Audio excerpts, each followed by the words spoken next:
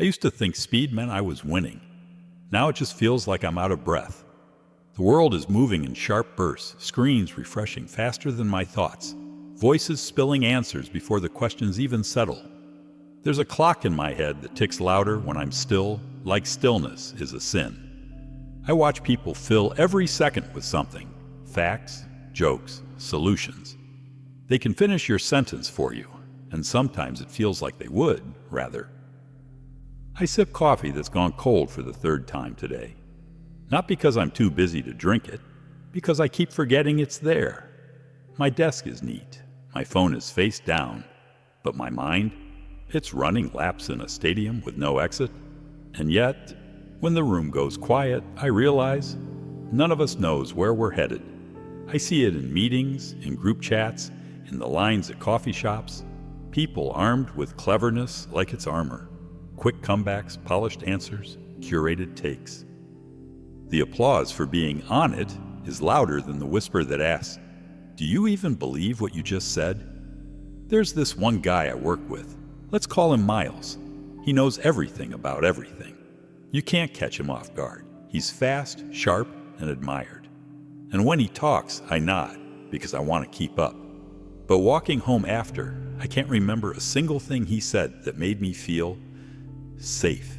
Maybe that's the difference no one talks about. Intelligence can impress you, but wisdom can hold you.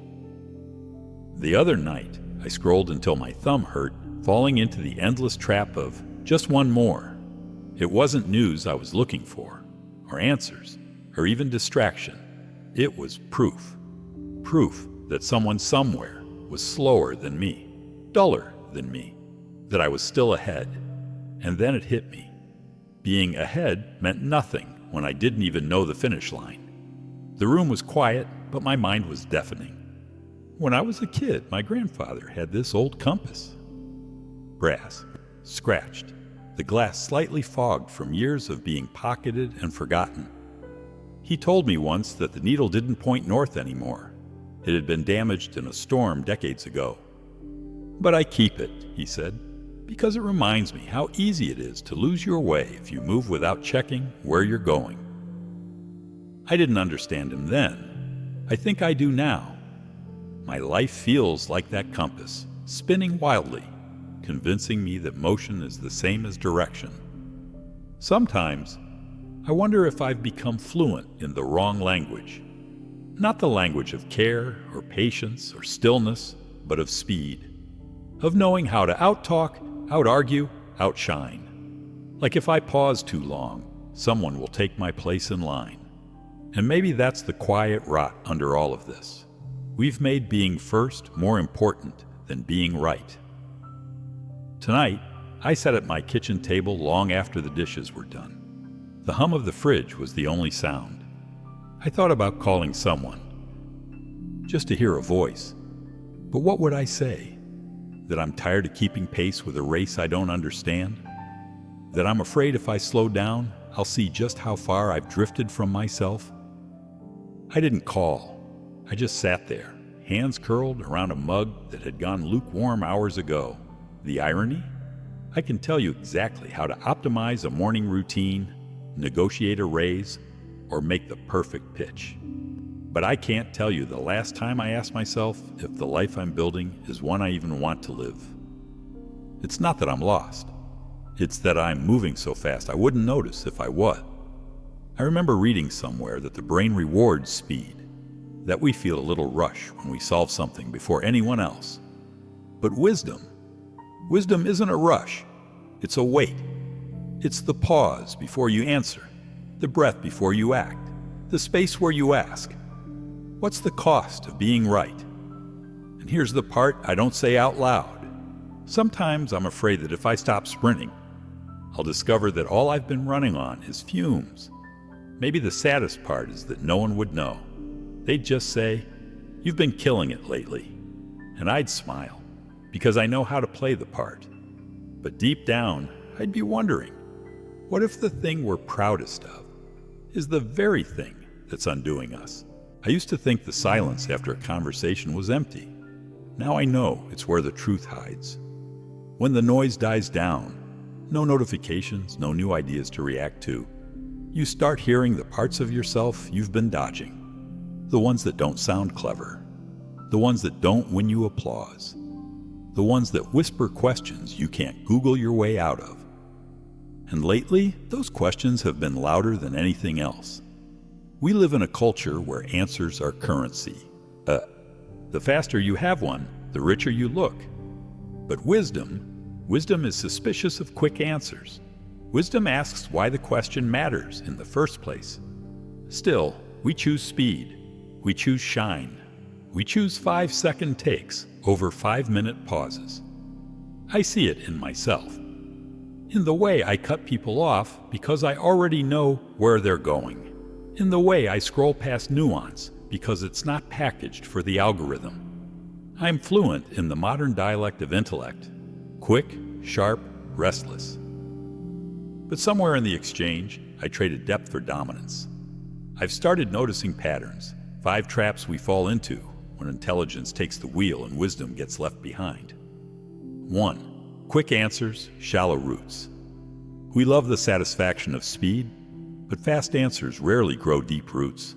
They can win the moment and still starve the soul. And when I replay my days, I can't remember the last time my right answer actually changed something that mattered. And 2. Winning the argument. Losing the point ego loves victory. It doesn't care if the relationship limps away bruised. I've walked away from conversations thinking, I won. Only to realize hours later I was celebrating while the connection lay there, cold. It's a hollow trophy. 3. Specialization as isolation. We're trained to stay in our lane, get so good at one thing that you're untouchable. But in the process, we forget there's a whole road out there and other travelers who could teach us something if we weren't so busy looking straight ahead. Sometimes I wonder if my lane is really just a cage. 4. Data without direction. We measure everything: followers, click-throughs, minutes meditated. But numbers can't tell you whether any of it means something. I can track my productivity in neat, color-coded charts, but no chart tells me if I'm proud of the life all that work is building. 5. Cleverness without compassion. The cruelest truths are often delivered with a smirk. I've done it, used wit like a shield, made people laugh so they wouldn't see I was hurting them. There's a power rush in being the sharpest in the room. But sharp things cut. And sometimes they don't stop at the surface. These traps aren't dramatic implosions. They're quiet leaks. They drain you in ways no one can see. Until one day, you look around and realize the room's empty. The cup's dry. The compass is still spinning. The other day, a friend told me she was struggling at work. She was scared she wasn't smart enough for the role. I could have rattled off strategies, hacks, mental frameworks. That's what people expect from me. Instead, I just asked, "Do you want to be here?" She started crying, not because the question was deep, but because no one had asked it before. And that's when it hit me. Wisdom isn't about having the right answer. Sometimes, it's about asking the question no one else has slowed down enough to consider. But slowing down is dangerous in this culture. If you stop, you might get past. If you hesitate, someone else might claim the spotlight. We've built a world where being thoughtful feels like being left behind. It's why so many of us stay in the traps. We'd rather be seen as quick than risk being seen as quiet. I'm guilty of it too. I've been the person who cuts in with the solution before you've even finished explaining the problem. I've been the one who hides behind stats and studies when my own heart feels flimsy. I've been clever without being kind. And the cruelest part, people reward it. They call you brilliant. On top of it, sharp. They never see the little funerals you're holding inside.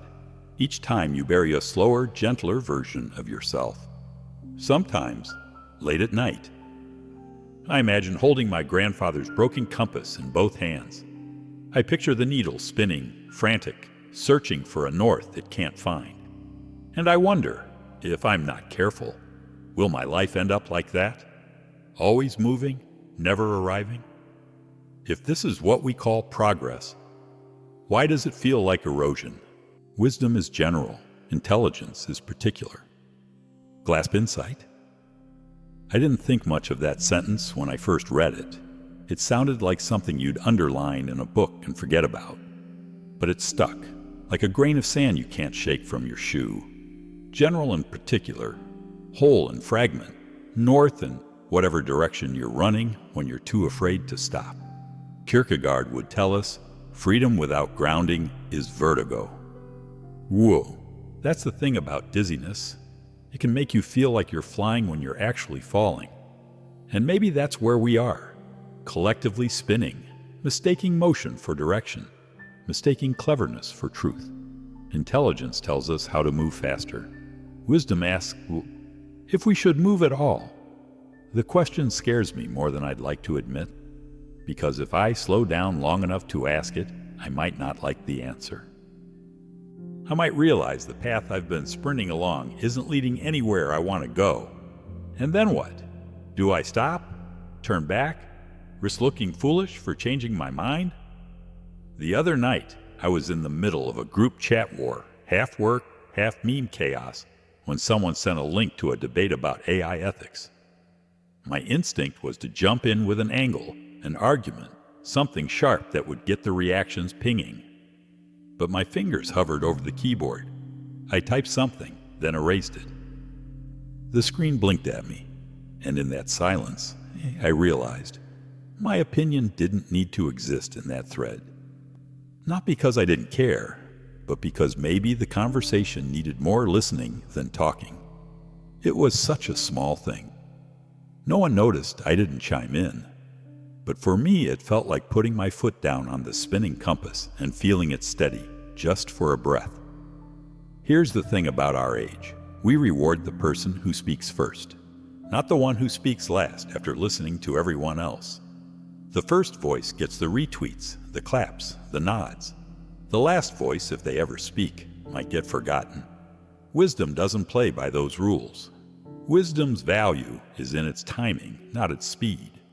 It knows that silence is not absence, it's incubation. And yet, silence feels dangerous when you've built an identity on being the quick one, the clever one, the one who always has a take. It's like telling a comedian not to tell a joke, or a firefighter not to run toward the fire. There's a story my grandfather once told me that I didn't get at the time, about a fisherman who stopped fishing even though the river was full. Why? I asked. He said, because the fish weren't hungry. At 10 years old, I thought that was the dumbest thing I'd ever heard. But maybe that's what wisdom is, knowing that just because you can throw your line in doesn't mean you should. I've been thinking about all the conversations I've had just to fill space, the advice I've given to feel useful, the jokes I've made to avoid a real answer. I wonder how many of those words were fish no one asked for. Sometimes I think about Kierkegaard's idea of vertigo and wonder if that's why so many of us feel anxious without knowing why. We're not scared of falling. We're scared of the stillness that comes when we plant our feet. Because stillness means we might have to face what's right in front of us. And here's the truth that keeps circling back. Intelligence without wisdom is like a compass without a map. It points somewhere, sure. But if you don't know the terrain, you could follow it straight into a cliff. I had a dream last week.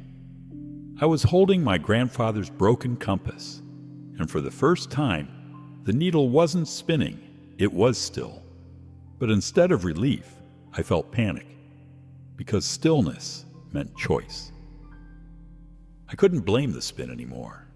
If I walked the wrong way now, it would be on me. Maybe that's why we love motion. It hides our fear of deciding. What's the point of winning the race if you don't know the finish line? I stopped chasing every clever thought. I started asking, what will this idea leave behind when I'm gone? It happened without ceremony. No big vow, no New Year's resolution. Just a quiet shift, like turning the volume down on a song last week. So the first time I noticed it, I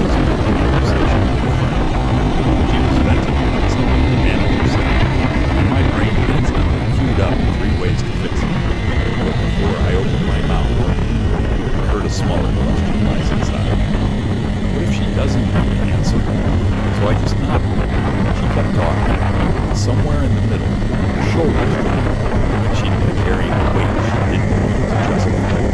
Small changes have a way of feeling bigger than they are. I started pausing before I responded, not to craft something sharper, but something truer. Sometimes that meant saying less. Sometimes it meant not saying anything at all. When a friend texted me a long paragraph, I didn't skim for the part I could solve. I read it twice. I asked how they felt, not just what they thought. It's amazing how much more someone will give you when you don't rush to fill their silence. Choosing silence is strange at first. There's a little panic in it, like you're breaking some social contract. In a world that runs on instant takes, not answering feels almost rebellious. Rebellion wasn't about being different, it was about being honest. Here's the truth I didn't expect. When I stopped talking so much, I started hearing myself again. The quiet was awkward at first. Then it became something else, like my own voice had been knocking at a locked door for years, and I'd finally opened it. It didn't come with wisdom codes and grand philosophies. Just simple questions. Do you actually care about this? Do you want to be here? Questions that weren't afraid to leave me without an answer. One evening, I pulled my grandfather's compass from the box I keep in my closet. The needle still spun without direction. I placed my palm over the glass, holding it steady until it stopped. The room felt different in that moment. Quieter. I didn't imagine it coming. I didn't pretend it was fixed. I just let it rest. Maybe that's what wisdom is. Letting things be still long enough to see them as they are, not as we wish them to be. It showed up in smaller ways, too. In meetings, I waited until everyone else spoke before me. When someone shared something personal, I didn't turn it into a story about me. I learned to say, I don't know, without rushing to fill it with a guess. Not every moment needed my brilliance. Some moments just needed my presence. The strange thing, people noticed. Not in a, you're so wise way, or in a, I feel safe telling you this way.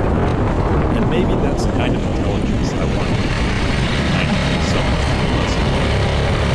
Not more impressed. There's a satisfaction in giving the right answer. But there's a deeper satisfaction in knowing you didn't answer just to prove you could. And the more I practiced it, the more I realized how many of my contributions were really just performances. The applause fades fast when you're the one clapping for yourself. One night, I was walking home and overheard two strangers talking. One said, "You know, not everything has to be a take." It was such a simple sentence, but it hit me like a prophecy. Not everything has to be a take. Not every moment has to be content. Not every silence has to be filled. What if the truest measure of brilliance is how gently it lands? Maybe the point was never to be the smartest in the room. Maybe it was to be the one who leaves the room warmer than they found it. I used to think my presence was measured in volume, how much I said, how quick I said it, how sharp the edges of my thoughts were. But warmth isn't loud. It doesn't rush to be noticed. It lingers like the last light through a window at dusk, touching everything without trying to. The stakes are higher than I wanted to admit. If we keep confusing cleverness for clarity, we'll win every argument but lose the thread that makes us human. We'll become experts at crafting the perfect response, but amateurs at sitting in someone's pain. We'll know how to point out flaws in logic, but not how to hold a shaking hand. We'll know everything about everything, except how to live with one another without breaking each other in half. And if that happens, we won't just be alone. We'll be alone together, surrounded by voices, yet starving for connection. It's easy to think the danger is out there, in politics, in culture, in someone else's feed. But the truth, the erosion starts inside. Every time I interrupt instead of listening, every time I choose being right over being kind, every time I measure my value by how much I produce instead of how much I understand, those aren't harmless habits. They're small cuts in the rope that ties me to the people I love. And if enough cuts go unnoticed, the rope snaps. I think of my grandfather's compass again. Or, if I keep letting the needle spin, I'll never realize how far I've drifted until I can't find my way back. Wisdom isn't just about choosing the right path. It's about noticing when the path you're on is quietly leading you somewhere you don't want to be. The cost of never pausing is subtle but devastating. You lose the moments where trust is built. You miss the questions that could have saved a friendship. You skip the silences where love grows roots. And the worst part? No one will tell you you're doing it wrong. They'll clap for your quickness. They'll share your clever post. They'll celebrate the skill that's slowly stealing your soul. I've seen it happen. The friend who became too busy to ask how anyone else was doing.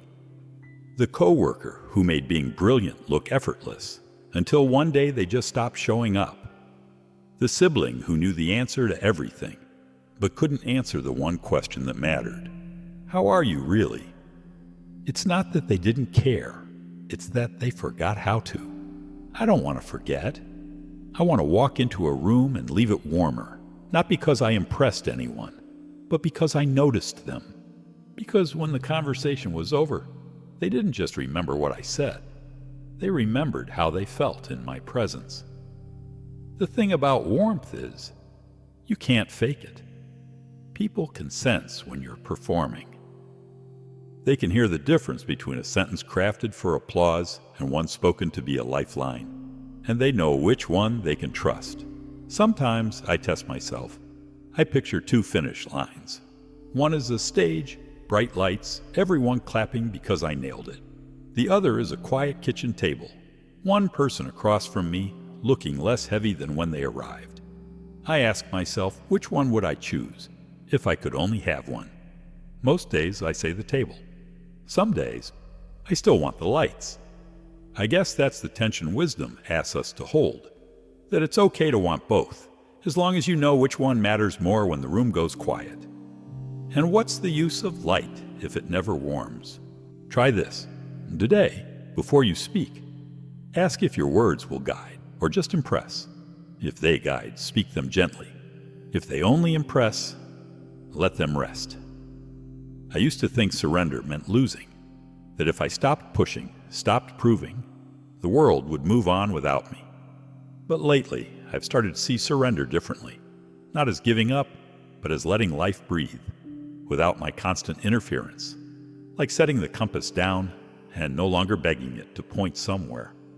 One morning, I woke up before the alarm. The apartment was still, the kind of quiet where you can hear your own pulse. I made coffee, hot this time, and didn't open my phone. I just sat at the table, the compass in front of me. The needle spun lazily, as if even it wasn't in a rush. For once, I didn't try to stop it. I didn't try to fix it. I didn't even wonder which way was north. I just let it be what it was.